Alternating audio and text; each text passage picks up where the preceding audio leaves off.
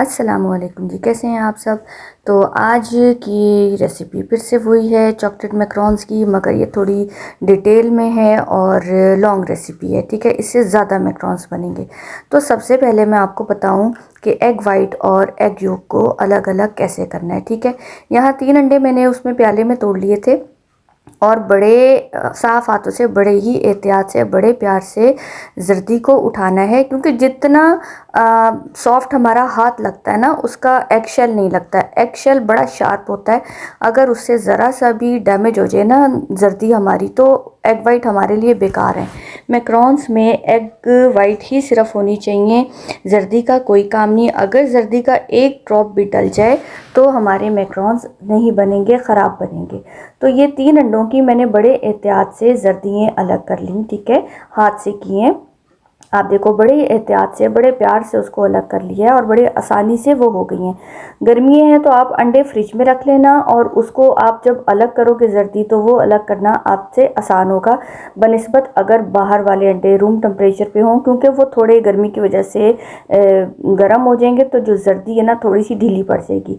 अगर फ्रिज में होंगे ना ठंडे, तो उसको आपको सेपरेट करना ना आसान होगा। तो यहाँ पर ये मैंने तीनों अलग कर ली हैं। अब इन जर्दियों का बहुत कुछ बन सकता है, इसका कर्ड भी बन सकता है, इसके टार्ट भी बन सकता है, टार्ट डो जो मैंने बनाई थी, इसके कुकीज़ भी बन सकते हैं, इसका बहुत कुछ बन सकता है, मतलब यानी कि आपकी ज़ाया नहीं होंगी। ठीक है जी, इसको हम साइड पे कर देंगे, और जो एग वाइट है वो हम यूज़ करेंगे। ये फ्रेश एग वाइट है। ठीक है जी, तो यहाँ पर अब अगर मेजरमेंट की बारी आती है, तो हमने जो मेजरमेंट करनी है बहुत एहतियात से करनी है। आपके पास स्केल लाजमी होना चाहिए, कोई एक आधा भी ग्राम ऊपर नीचे नहीं होना चाहिए। ठीक है, आज चॉकलेट मैकरॉन है तो कोको पाउडर का बहुत ध्यान रखना है, बिल्कुल भी ज़्यादा ना हो, जो रेसिपी में है आपने उतना ही करना है। ठीक है, तो आपको पता है आलमंड फ्लोर तो मैं अपना बनाया हुआ यूज़ करती हूँ। अगर आपको किसी को चाहिए होगा तो मैं उसको लिंक डिस्क्रिप्शन में डाल दूँगी, आप वहाँ से नोट कर लेना। सबसे पहले ली है आइसिंग शुगर, 75 ग्राम मैंने लिए। ठीक है, वह मेजरमेंट का बहुत ध्यान रखना है। स्केल का मतलब यही है कि जी जो चीज़ हम मेजर कर रहे हैं वो बहुत एहतियात से करना है, और उसमें आपका वेट शो हो रहा है। ठीक है, वो सही होना चाहिए आपका स्केल, एक भी ग्राम ऊपर नीचे नहीं होना चाहिए। मैकरॉन्स के लिए आपने बहुत एहतियात करनी होती है। यहाँ पर आइसिंग शुगर हमारी हो गई है, अब बारी है आलमंड फ्लोर की। तो आलमंड फ्लोर इसमें 96 ग्राम डलेगा। ठीक है जी, आलमंड फ्लोर मेरा होममेड है, अल्हम्दुलिल्लाह मैं होममेड बनाती हूँ, और मेरा बहुत अच्छा जो है इसका रिस्पांस है। बाहर से लें तो वो बहुत महंगा पड़ता है, और फिर उस हिसाब से मैकरॉन अफोर्डेबल भी नहीं होते। इसलिए कोशिश करें कि आलमंड फ्लोर आप घर पर बनाएं, बड़ी आसानी से बन जाता है। बस ये है कि थोड़ी सी मेहनत है, लेकिन आपको बहुत सस्ता पड़ता है मार्केट की निस्बत। ठीक है, तो यहाँ पर 95 ग्राम जो है, सॉरी 96 ग्राम जो है मैंने आलमंड फ्लोर ले लिया। ठीक है, बादाम का पाउडर लिया है। मैकरॉन बनते तो बहुत तरह के हैं, लेकिन जो फ्लेवर आलमंड फ्लोर के साथ आता है ना, जो ओरिजिनल मैकरॉन्स हैं वो आलमंड फ्लोर के साथ ही होते हैं। ठीक है, बाकी अब बाकी काफ़ी तरीके हैं, काफ़ी रेसिपीज़ हैं जो आप आलमंड फ्लोर के बगैर बनाते हैं, लेकिन अगर आपको सही वाला टेस्ट चाहिए तो वो आलमंड फ्लोर से ही आएगा। ठीक है जी, इसके बाद हमारी बारी है कोको पाउडर। अब कोको पाउडर आप देखें कि मैं विपग्योर का यूज़ करती हूँ। ठीक है, जो कि बहुत महंगा हो चुका है, बजट क्रॉस कर रहा है, इसको भी अफोर्ड करने से अब जो सच्ची बात है चीखें निकलती हैं। लेकिन ये है कि इसका टेस्ट इतना अच्छा है कि कोई और ना ज़बान पर लगता नहीं, अच्छा नहीं लगता ज़बान को। खैर, कोको पाउडर पहले मैंने लिया तो उसका वेट सही तरीके से नहीं हो पाया, तो फिर मैंने उसको दोबारा से बैग में डालकर नए सिरे से उसको मेजरमेंट किया। तो क्योंकि वही बात है कि कोको पाउडर बहुत एहतियात से इसमें यूज़ करना है, अगर ज़्यादा डल जाए तो हमारे मैकरॉन्स ख़राब हो जाते हैं। जैसे ब्राउनी पर क्रस्ट आया होता है ना, क्रिंकल सी पड़ जाती हैं उस पर, तो वो सही बेक नहीं होते, वो मैकरॉन कम और ब्राउनी ज़्यादा लगती है। तो इसलिए बड़ा एहतियात करना है कि ऊपर ना हो, नीचे थोड़ा सा हो जाए तो कोई मसला नहीं है, लेकिन ऊपर नहीं होना चाहिए। अगर ये 14 ग्राम है तो 14 ग्राम ही होना चाहिए। देखें, यहाँ पहले 14 ग्राम था, मैंने ज़रा उसको साइड पर किया है। तो वो हिलने की वजह से उसका सारा जो ग्राम है वो ख़राब हो गए हैं। इसलिए मैंने उसको वापस डाला और दोबारा से उसको निकाल के मेजरमेंट किया। ठीक है, 14 ग्राम हमें चाहिए तो मतलब 14 ग्राम ही चाहिए, 15 ग्राम नहीं चाहिए। तो ये हो गया है। फूड कलरिंग आपकी मर्ज़ी है, अगर आप ऐड करना चाहो तो जेल कलर आप ब्राउन कलर यूज़ करोगे, नहीं यूज़ करना तो कोई ऐसी बात नहीं है। अव्वल तो ना ही यूज़ करें, बड़ा खूबसूरत कलर कोको पाउडर से ही आ जाता है और ड्राई होने के बाद, बेकिंग के बाद इसका कलर मज़ीद डार्क हो जाता है। ठीक है, इन तीनों चीज़ों को हमने कर देना है इकट्ठा। तीनों चीज़ों में क्या है जी, आइसिंग शुगर है, बादाम का पाउडर है और कोको पाउडर है। आप कोको पाउडर किसी और भी ब्रांड का यूज़ कर सकते हैं, बहुत अच्छे अच्छे ब्रांड है मार्केट में, लेकिन हल्की क्वालिटी का ना यूज़ करना, बस अच्छे ब्रांड का आप यूज़ करना। अब तीनों को हमने हल्के हाथ से मिक्स करके छान लेना है। ठीक है जी, और छान के इसको साइड पर रख देना है। देखिए मैं इसको छान रही हूँ और कोई इसको मैंने चॉपर में नहीं घुमाया। ठीक है, कोई ज़रूरी नहीं है, क्योंकि मेरा आलमंड फ्लोर भी फ़ाइन है और मेरी शुगर भी फ़ाइन है, तो मुझे नहीं ज़रूरत। कोको पाउडर भी अच्छा है। ठीक है, उसमें भी कोई ऐसा मसला नहीं है कि बहुत उसमें गुठलियाँ हों या कोई ऐसा मसला हो जिसको मैंने कंबाइन करना हो, ऐसा कुछ नहीं है। बस उसको छान के हल्के हाथ से, जो इसका ऊपर का मोटी मोटी सी वो इसमें गुठलियाँ सी पड़ जाती हैं ना, उसको हल्के हाथ से आप दबा लो और बस जितना आसानी से हो सकता है उसको हम ले लेंगे, बाकी को हम यूज़ नहीं करेंगे। थोड़ा सा जो मोटा मोटा होता है ना, तकरीबन 1 टेबलस्पून के करीब अगर जो हमारा बचता है ना, उसको हम निकाल देंगे, उसको हम यूज़ नहीं करेंगे। तो यहाँ ज़रा मुझे इससे थोड़ा मुश्किल हो रहा था, तो मैंने कप ले लिया। कप से हल्का सा प्रेस करके इसको, जो एक्स्ट्रा है वो ऊपर रह जाएगा, बाकी जो है जो हमें चाहिए वो सारा नीचे, फाइन वाला पाउडर नीचे आ गया है। ठीक है, तो इसको भी अब साइड पे रख देंगे हम। ज़रा सा थोड़ा सा टाइम और लगेगा और इसको करके साइड पे रख देंगे। बस आपने ध्यान रखना है हर चीज़ का कि रूम टेम्परेचर पर होनी चाहिए। अगर आलमंड फ्लोर आप लोगों का, अगर आप रेडीमेड यूज़ करते हो तो उसके लिए तो ज़रूरी होता है ना कि आपने उसको फ्रीज़र में रखना है या फ्रिज में रखना है, तो उसको भी रूम टेम्परेचर पर होना चाहिए। ये देखें, ये इतना निकला, इसको मैंने फ़ारिग कर देना है। अब बारी आती है जी कैस्टर शुगर की। तो कैस्टर शुगर लेनी है 100 ग्राम। जितनी हमने एग वाइट लेनी है उतनी ही हमने कैस्टर शुगर लेनी है, 100 ग्राम। आप मदर चॉइस की ले लें, किसी भी ब्रांड की ले लें। ठीक है, मेरी जो मैं यूज़ करती हूँ, मैंने एक वीडियो में सारी चीज़ें आपको दिखाई हुई हैं, मेरी पिछली वीडियोस आप देख लेना, उसमें सारा कुछ मैंने बताया हुआ है कि कौन सी आइसिंग शुगर और कौन सी कैस्टर शुगर मैं यूज़ करती हूँ, और अच्छी हैं प्राइस वाइज भी और रिज़ल्ट वाइज भी, दोनों बहुत अच्छी हैं। डबल बॉयलर पर हमने इसको शुगर को मेल्ट करना है, तो पानी को हमने बॉयल होने के लिए रखा हुआ है। पानी को हमने ज़्यादा बॉयल नहीं करना, बस इतना गर्म हो कि वो हमारी शुगर को मेल्ट करेगा। ठीक है, यहाँ शुगर को और एग वाइट को मैंने मिक्स कर दिया है। इसको हल्का सा मैं हाथ विस्क से, जो हैंड विस्क है उससे करूँगी, मिक्स करूँगी और फिर ये डबल बॉयलर पर चला जाएगा। ठीक है, और तकरीबन 2 मिनट लगेंगे इसको शुगर को एग वाइट के साथ मिक्स होने में। ठीक है, 2 मिनट से ज़्यादा नहीं लगेंगे। बस आपने पानी को बहुत खौलाना नहीं है, पानी को इतना गर्म करना है कि उसकी हल्की सी स्टीम आपको नज़र आए। ठीक है, और जो पानी है ना वो आपके बोल को टच नहीं करना चाहिए, उससे नीचे रहना चाहिए। ठीक है, यहाँ पर ये बस 2 मिनट लगेंगे इसको शुगर को हल होने में, और आप फिंगर से चेक कर सकते हो। अगर आपको उसका दाना दाना चीनी का लगे तो थोड़ा सा इसको आपने और पकाना है। उसके बाद आपने जब, अगर आपको फ़ील हो कि ये बिल्कुल इसका जो चीनी का दाना है वो हल हो गया, तो बड़ी एहतियात से बोल को इस पर स्टीमर पे से आपने उठा लेना है। ठीक है, और बड़ी एहतियात से उठाना है, हाथ जल जाता है स्टीम से और बहुत बुरा हाथ जलता है। 1-2 दफ़ा खैर मेरा जला है, उसके बाद सबक हासिल हो गया है कि किस तरीके से उठाना है। और कोशिश करें कि जब आप इसको उठाते हैं और शेल्फ़ पर रखते हैं या वर्किंग टेबल पर रखते हैं, तो इसके नीचे या तो कोई कपड़ा रखें या टिश्यू रखें, ताकि जो इसकी जो स्टीम बनी होती है ना, जो बोल के साथ होती है, वो बाज़-औक़ात जब हम उसको एग वाइट को मशीन में डालते हैं तो पानी का ड्रॉप उसके साथ गिर ना जाए। ठीक है, इसलिए ज़रूरी है कि आप उसको अच्छे तरीके से साफ़ कर लें और पानी का कतरा ना गिरने पाए, बस ये एहतियात करनी है। ठीक है, यहाँ पर ये हल हो गई है और मैंने इसको ट्रांसफ़र कर दिया है अपने मशीन में। ठीक है जी, तो क्योंकि रेसिपी ज़्यादा है तो इस वजह से हैंड बीटर का यूज़ नहीं करूँगी, मशीन का करूँगी बड़ी का, तो इसमें ज़्यादा आसानी हो जाती है मेरे लिए उसको मिक्सिंग करना और एग वाइट का जो उसका सारा काम आसान हो जाता है। तो यहाँ पर मैं आपको जितना हो सकेगा करीब करके दिखाऊंगी। आप उसकी स्पीड देखो, अभी लो स्पीड है। ठीक है जी, इस क्योंकि ये ज़्यादा है इसलिए मैं इसको 3 से 4 मिनट जो है इसको दूंगी सिर्फ स्लो स्पीड पर, इसको ये चलेगा। ठीक है, उसके बाद इसकी थोड़ी सी स्पीड बढ़ेगी और 5 से 7 मिनट तक के लिए ये 2 नंबर पर अपना काम करेगी। ठीक है, आप याद रखना कि इसको जल्दबाजी में इसकी मरैंग को नहीं बनाना। टाइम ज़्यादा ले कोई मसला नहीं है, टाइम कम ना लगे, क्योंकि अगर आप जल्दी जल्दी करोगे तो आपके मैक्रोन हॉलो बनेंगे, वो सही नहीं बनेंगे।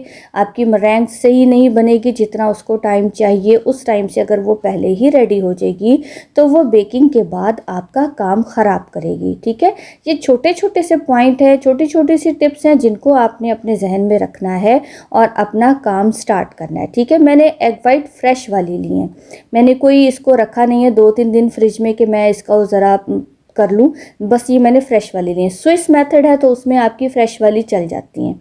वादा तो आपसे फ्रेंच मैक्रोन का था लेकिन ऑर्डर आ गया था, तो जिसकी वजह से फिर थोड़ा सा जो हमारा प्रोग्राम है ना वो ज़रा सा इधर उधर हो जाता है। तो खैर कोई बात नहीं, इंशाल्लाह कुछ दिनों में वो भी आपके सामने आएगी। जब आपसे वादा किया तो उसको पूरा भी करना है। अब यहाँ पर स्पीड को मैं 1 नंबर और बढ़ा चुकी हूँ, 1 से 2 नंबर पर ले गई हूँ और 5 से 7 मिनट मैंने इसको इसी तरह करना है। ठीक है, जल्दी नहीं करना। वो जो हैंड बीटर होता है उसमें थोड़ा काम तो हो जाता है, इस वजह से उसकी स्पीड का भी हमें ध्यान रखना पड़ता है कि टाइम कम लगता है। जब ज़्यादा चीज़ हो तो सारी बात है उसमें हमें ज़्यादा टाइम लगेगा, लेकिन हमने जल्दबाजी नहीं करनी। छोटी रेसिपी वाले के साथ उसी तरीके से काम करना है जो मैंने छोटी रेसिपी वाला तरीका आपको बताया है। ये बड़ी रेसिपी है और इसके साथ आपने और तसल्ली से काम करना है, तेज़ी नहीं दिखानी। ठीक है, बड़ी एहतियात से काम करना है। सारा काम आपकी मरैंग का है। ठीक है, अगर ये सही बनी हुई है तो हमारा मैक्रोन नहीं ख़राब होगा। वैसे इसकी एक पॉइंट नहीं होता, मैं आपको बताऊं तो कोई एक मरैंग अगर हमारी सही बनी है और अगर हमारा फोल्डिंग में मसला आ गया है तो भी हमारा काम ख़राब हो सकता है। और अगर दोनों स्टेजेस से हम अच्छे तरीके से गुजर चुके हैं ना, मतलब मरैंग भी हमारी परफेक्ट बनी है, स्टिफ बनी है और हमारा फोल्डिंग मेथड भी सही है, और अगर तीसरी जगह आके हम मार खा जाते हैं, जो सबसे मेन प्रॉब्लम है टेम्परेचर, तो वो भी मसला करेगी। टेम्परेचर को कंट्रोल करना भी हमारे ही हाथ में है, अवन टेम्परेचर को। ठीक है, वेदर का तो मैं नहीं कह सकती क्योंकि वो एक कुदरती चीज़ है, लेकिन अवन का टेम्परेचर कंट्रोल करना हमारे हाथ में है। तो 1 से 2 रेसिपी आपकी ख़राब होती हैं, लाजमी होती हैं, उसके बाद आप टेम्परेचर को कंट्रोल करना सीख जाते हो। अगर आपको शौक़ है, लगन है, तो आप अपनी गलतियाँ खुद पकड़ोगे, जैसे कि मैंने पकड़ी। ठीक है, शुरू में मुझे भी नहीं समझ आता था और मैं बड़ा कभी यूट्यूब पे सर्च कर रही हूँ, कभी अपने टीचर का दिमाग खा रही हूँ कि जी ये क्या मसला हुआ है, अब वही बात है कि उन्होंने अल्हम्दुलिल्लाह हमेशा साथ दिया, हमेशा बताती रही हैं, लेकिन मसला हमारे अंदर खुद होता है। गलतियाँ हमारे से होती हैं, सिखाने वाले की गलती नहीं होती, रेसिपी में गलती नहीं होती, गलती होती है हमारे अपने अंदर। जब हम काम कर रहे होते हैं तो हमारे से कोई ना कोई ऐसा काम ख़राब होता है कि हम कहते हैं जी ये तो रेसिपी ही सही नहीं, रेसिपी कभी गलत नहीं होती। जो गलतियाँ हमारे से होती हैं ना, 3 मेन प्रॉब्लम्स हैं। या तो आपकी मरैंग सही नहीं बनती, दूसरा आपसे फोल्डिंग सही नहीं होती, तीसरा है टेम्परेचर। ये तीनों चीज़ें अगर आप कंट्रोल कर लेते हो ना, इस पर आप अपना हाथ बिठा लेते हो, तो आप यकीन करें आपका मैक्रोन कहीं नहीं जाएगा। ठीक है, अगर वो थोड़ा सा हॉलो है ना तो इसमें कोई इतना परेशान होने वाली बात नहीं है, आफ्टर फिलिंग वो ठीक हो जाता है। लेकिन अगर बिल्कुल हॉलो है कि वो उसका शेल पूरा उठा हुआ है और नीचे उसके कुछ भी नहीं है, तो वो काम आपका ख़राब है। यहाँ पर आप देख रहे हो कि मैंने स्पीड बढ़ा दी है, ठीक है, और अब ये सारा काम इसी स्पीड पर होगा। और आप देखो साथ साथ उसकी शक्ल चेंज हो रही है, ठीक है। यहाँ पर हमने इसको स्टिफ पीक पर लाना है, सॉफ्ट पीक पर नहीं लेकर आना। सॉफ्ट पीक में ये होगा कि आपकी मरैंगी जब सही नहीं बनेगी ना, तो आपका जब आप पाइप करते हो मैक्रोन, तो वो बड़ी जल्दी खुद ही फैल जाता है, उसको टैप करने की ज़रूरत ही नहीं होती। इधर पाइप क्या उधर वो ऐसे फैल जाता है, और आफ्टर बेकिंग सारे आपस में जुड़े हुए होते हैं, ठीक है, वो काम ख़राब होता है। तो बस आपने इसको टाइम देना है, ये टाइम ज़्यादा ले ले कोई बात नहीं, टाइम कम नहीं लगना चाहिए, ठीक है। अभी मैं आपको दिखाऊंगी जब इसकी स्टिफ पीक आएगी कि ये कहाँ पर हमने इसको छोड़ना होता है। स्टिफ पीक उसको कहते हैं जब आप इसको उठाते हो ना विस्क को, तो इसके ऊपर जो एग वाइट होती है ना, उसकी जो वो पीक होती है ना, वो बिल्कुल स्ट्रेट होती है, ठीक है, बिल्कुल एक जैसे खड़ी होती है ना वैसी होती है। फोल्डिंग पॉइंट पर आकर वो हिलनी नहीं चाहिए, जैसे आप अपने हाथ को हिलाओगे तो वो हिलेगी, तो वो आपकी सॉफ्ट पीक है। आपने उसको और विप करना है और स्टिफ पीक पर लेकर जाना है, लेकिन ध्यान में रहे ओवर विप नहीं करना। ओवर विप की निशानी क्या है कि आपकी जो एग वाइट है ना, वो ज़्यादा सख्त हो जाएगी और आपको फटी फटी सी नज़र आएगी, वो काम हमने नहीं करना।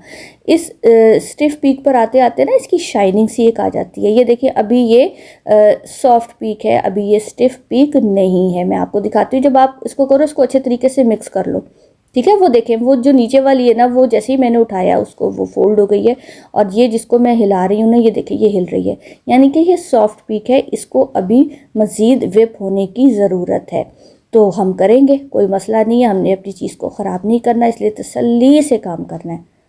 बहुत से लोग आपको कहेंगे, जब मुझे मिलते हैं तो बहुत से कहेंगे जी मैक्रोन बनाना तो बहुत आसान है। ऐसा ऐसा कुछ नहीं है, ठीक है, ये आसान काम नहीं है।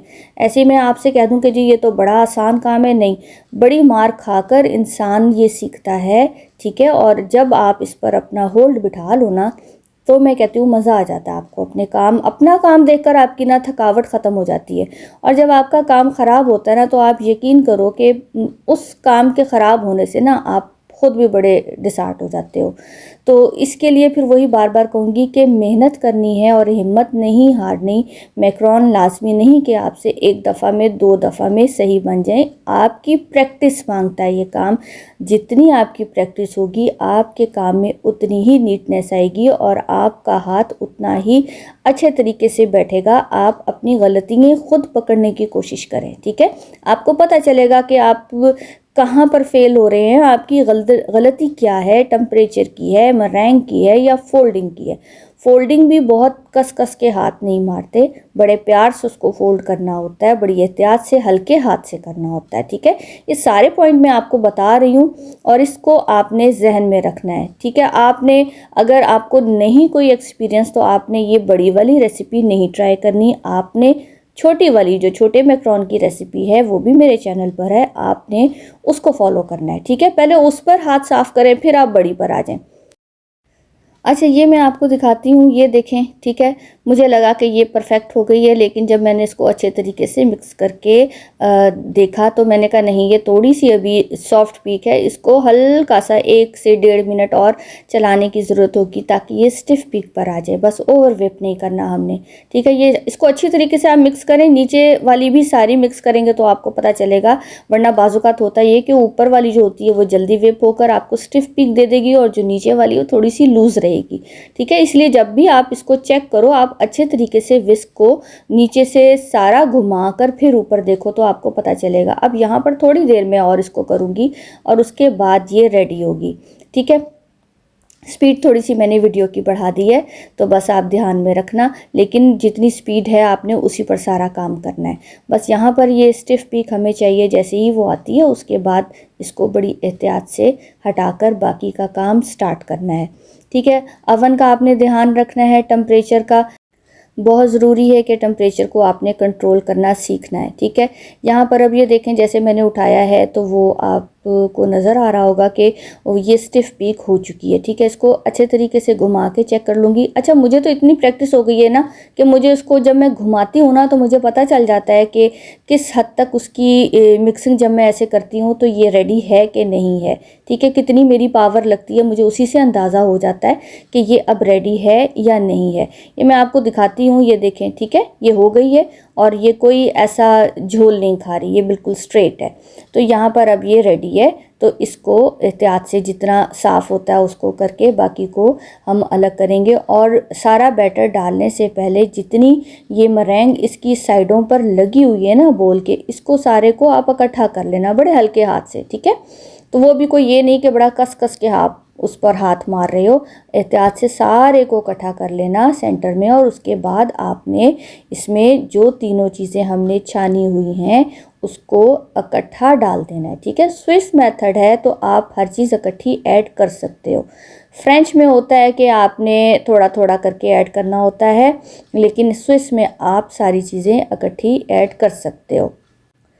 टेम्परेचर के लिए वही बात है कि जब आप मैक्रोन पाइप करोगे तो उसको आप, आजकल तो मौसम खैर बड़ा अच्छा हो गया है तो आधे घंटे के अंदर ही ड्राई हो जाते हैं। तो उसके बाद जब आप देखो कि ये ड्राई हो गए हैं, ड्राई होने के बाद आपने अवन को 10 मिनट के लिए प्री हीट करना है। ठीक है जी, तो यहाँ पर ये तीनों चीज़ें मैंने डाल दी हैं और अब मैं इसको हल्के हाथ से फोल्ड करूँगी। ठीक है, इसको सारे को घुमा के बीच में हल्का सा प्रेस कर दो या उसको कट कर दो। ठीक है, फ़िलहाल आप कट कर दें ताकि ये ऐसे भी मिक्स हो जाएगा। अभी आपको थोड़ा सा ये ऐसे लगेगा जैसे अजीब सा है, लेकिन आहिस्ता आहिस्ता स्मूथ होता रहेगा। और हल्के हाथ से इसको प्रेस कर देना ताकि सारा बैटर इसमें अच्छे तरीके से मिक्स हो जाए।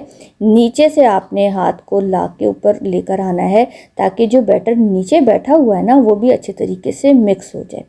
बड़ी एहतियात से करना है, कोई ज़ोर आजमाई आपने इसमें नहीं करनी, एहतियात से काम करना है। और ये आप देखो, मैं आपको दिखा रही हूँ कि किस तरीके से मैं उसको प्रेस कर रही हूँ, बड़े हल्के हाथ से कर रही हूँ। ठीक है, और अगर आपका मैक्रोन बैटर आपका सही बना हुआ है ना तो इसमें एयर बबल भी ज़्यादा नहीं बनेंगे। जब आप टैप करते हो ना तो एयर बबल ऊपर आ जाते हैं, जिसको आपने टूथपिक से या किसी नुकीली चीज़ से ना उसको पोक करना होता है और हल्का सा लेवल कर देना होता है।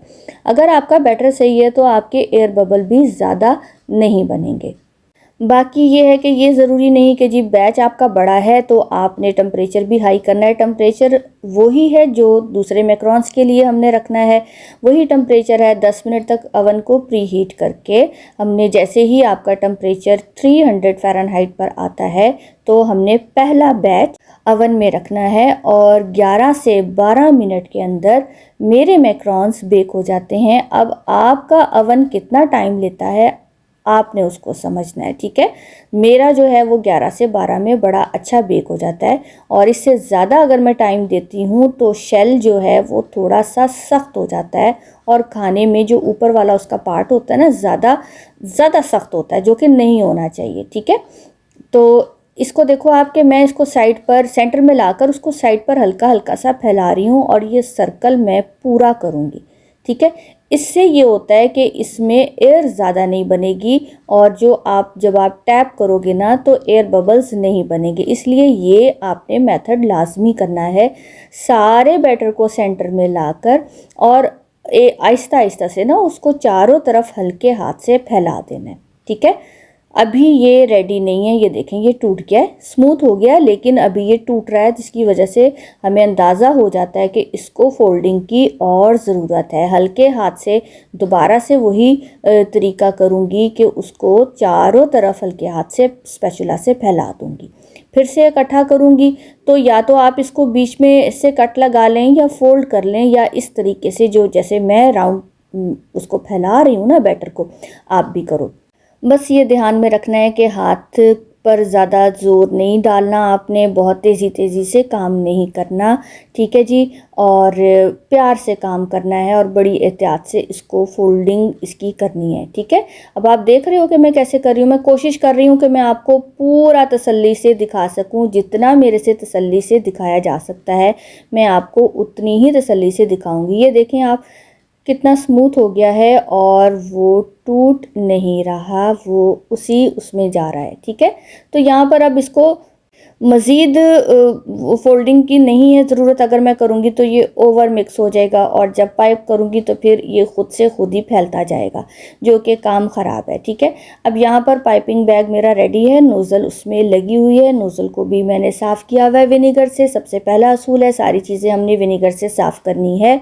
ठीक है, आपका बोल, आपका विस्क, हर चीज़, स्पैचुला, और जिसमें आप एग वाइट को वो कर रहे हो ना डबल बॉयलर पर, वो भी आपका अच्छे तरीके से साफ़ होना चाहिए विनेगर से। ठीक है, बस कोई भी चिकनाई ना हो आपके बोल में। जहाँ अगर चिकनाई रह गई है तो आपके मरैंग आपकी बनेगी नहीं, एग वाइट उसको नहीं बनाएगी, तो वो काम सारा ख़राब है। आप कितना भी बीट कर लो, उसने उस वॉल्यूम का आना ही नहीं जो वॉल्यूम हमें चाहिए होता है। ठीक है, इसलिए बस सबसे पहला काम आपने ये करना है कि अपनी सारी चीज़ों को अच्छी तरह विनेगर से साफ़ करना है। विनेगर हर घर में होता है, तो वो कोई इतना महंगा नहीं होता, तो बस वही जो वाइट विनेगर होता है आपने वो यूज़ करना है। ठीक है, और दूसरी चीज़ आपको नज़र आ रही होगी, वो सरप्राइज़ है। वो इंशाल्लाह इसका जो पार्ट 2 आएगा उसमें मैं आपको बताऊंगी कि वो क्या नज़र आ रहा था, जो थोड़ा सा चीज़ आपको एक झलक सी नज़र आई है। पता नहीं आपने गौर किया कि नहीं किया, लेकिन मुझे नज़र आई तो मैंने कहा चलो मैं जिक्र करती जाऊँ। अच्छा, यहाँ पर सारा बैटर मैंने डाल दिया है। अब इसको हल्का सा ना टेबल पे रख के ना इसको आप फ्लैट करके सारे को आगे कर लो, ताकि इसमें जो एयर रह गई है ना वो निकल जाए। ज़्यादा ना इसमें एयर ना हो, थोड़ी सी तो होगी लेकिन ज़्यादा ना हो।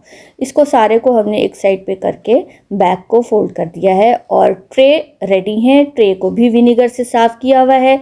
यहाँ पर पार्चमेंट पेपर यूज़ कर रही हूँ। आपने एक बैच नहीं बनाना, जो फर्स्ट बैच आपका बनेगा वो आपने 2 से 3 बनाने हैं, ताकि आपको टेम्परेचर का सही अंदाज़ा हो। ठीक है, ये मेरा टेस्ट बैच है, जो कि ये शायद हर घर में ही होते होंगे। आप स्टील के बर्तन पहले तो बहुत होते थे, अब नहीं देखने में आते, लेकिन पुराने वक्तों की चीज़ें ना घरों में पड़ी होती हैं। तो ये मेरी एक प्लेट है जिसको मैं टेस्ट बैच के लिए यूज़ कर लेती हूँ 2 से 3 दफ़ा। ठीक है, जब मैं स्टार्टिंग में करती थी तो 2 से 3 बनाती थी, अब मैं एक ही बनाती हूँ। फिर ये वाली ट्रे आ जाती है, तो इसमें मैंने पार्चमेंट पेपर लगाया, इसको भी पहले से ही सेट करके रखा हुआ था। अब इसमें पाइप करेंगे, और बाकी फिर ये है कि जैसे ही पाइप हो जाएंगे तो सारा इसको हम फ़ैन के नीचे ड्राई होने रखेंगे। कोई इसके मुंह के ऊपर मैं फ़ैन नहीं लगाऊंगी, बस इसको वर्किंग टेबल पे ये होगी, और ऊपर जो छत पर फ़ैन होता है वही चलेगा। ठीक है, फुल करके चला दो, तो ये इंशाल्लाह आधे पौने घंटे के अंदर अंदर आपके ड्राई हो जाएंगे। यहाँ पर हल्का सा मैंने उसको टैप किया, बहुत कोई पटक पटक के मैं नहीं उसको टेबल पे मैंने मारा या शेल्फ पर नहीं, बस हल्के हाथ से उसको टैप करके वो जो एयर बबल है वो हल्का सा आपको नज़र आ जाएगा, उसको पोक करके उसको हल्का सा बराबर कर देना है। बहुत टूथपिक को अंदर तक नहीं दबाना, हल्का सा ही आप करोगे तो वो बबल खुद ही आपको नज़र आ जाता है और वो फट जाता है। तो उससे आपने बैटर को जो है हल्के हाथ से बराबर कर देना है। ठीक है, अब इसको हम ड्राई होने रख देंगे, और बहुत जल्दी, जैसे कि मैंने बताया मौसम चेंज हो चुका है, बहुत जल्दी ड्राई हो जाएंगे। ड्राई वही होगा कि आप फिंगर से टच करके देखेंगे। जब ड्राई हो गया उसके बाद आपने अवन को प्री हीट करना है 10 मिनट के लिए। ठीक है जी, पाइप करने का तरीका देख लें कि एक हाथ उस पर होल्ड किया हुआ होता है नोज़ल से थोड़ा सा ऊपर, और दूसरा हाथ जो होता है वो ऊपर से मैं उसको प्रेस कर रही होती हूँ ताकि नीचे मैक्रोन आए, और बिल्कुल नोज़ल और मैट में थोड़ा सा गैप होना चाहिए, बिल्कुल उसको साथ नहीं जुड़ा होना चाहिए। ठीक है, ये आपने ध्यान में रखना है, थोड़ा सा गैप होना लाजमी है ताकि आपका मैक्रोन सही तरीके से पाइप हो सके, और हाथ को सीधा रखना है ताकि वो सीधा पाइप हो। फूड कलर मैंने इसमें नहीं डाला, फूड कलर की ज़रूरत नहीं थी। अगर आप कस्टमर ज़्यादा डिमांड कर रहा है कि कलर थोड़ा ब्राइट होना चाहिए तो आप फूड कलर डाल लो, अदरवाइज़ इसकी कोई ज़रूरत ख़ास नहीं होती। ठीक है, ये भी रेडी है, मेरे तीनों ट्रे हो गई हैं रेडी। अब बस वेट करना है इसके ड्राई होने का। तो जैसे ही ड्राई होगा बाकी काम फिर आपको, अब तो फिर फाइनल लुक ही दिखाऊंगी, क्योंकि वो भी मैं अवन का टेम्परेचर कंट्रोल करना भी मैं सारा कुछ बता चुकी हूँ। अगर आपको देखना है तो आप पहली पुरानी वीडियोस में देखना मेरी। ठीक है, ये सारा रेडी है, बस अब इसको ड्राई होने हमने रखना है, और जैसे ही ड्राई होने के बाद आपको डायरेक्ट ये बेकिंग आफ्टर बेकिंग का रिज़ल्ट आपके सामने आ जाएगा। तो इसको रखते साइड पर। देखेंगे अब आधे घंटे के अंदर ड्राई हो गया है। मैं हल्की सी फिंगर इस पर लगा के देख रही हूँ, हल्का सा उसको आप ऊपर फिंगर उसके फेर के देखो ड्राई है, ठीक है। बहुत ज़्यादा ज़ोर से नहीं दबा देना उसको कि वो फट के ही बाहर आ जाए, हल्का सा आप उसके ऊपर फेरो हाथ तो आपको पता चल जाएगा कि ये ड्राई हो गए हैं। तो बस ये रेडी है बेकिंग के लिए। ये बेकिंग के अंदर अवन के अंदर मैं आपको दिखा रही हूँ, देखिए माशाल्लाह माशाल्लाह कितने अच्छे तरीके से वो बेक हो रहे हैं। सबसे ज़रूरी चीज़ वही है कि अगर आपकी तीनों चीज़ें परफेक्ट हैं तो आपका मैकरोन कहीं नहीं जाएगा, वो आपको ऐसा ही रिज़ल्ट देगा, ठीक है। तो आपने कोशिश करनी है, बस हिम्मत नहीं हारनी और इस पर पूरा फोकस करना है, टेंशन फ्री होकर काम करना है, इंशाल्लाह आपसे भी सही बनेंगे, ठीक है।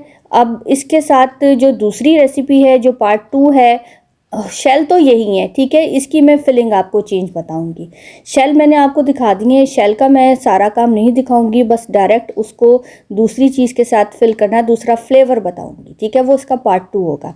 तो इसके साथ मुझे अब इजाज़त दें, अपना बहुत बहुत बहुत सारा ख्याल रखें, फिर हाजिर होंगी। अल्लाह हाफिज़।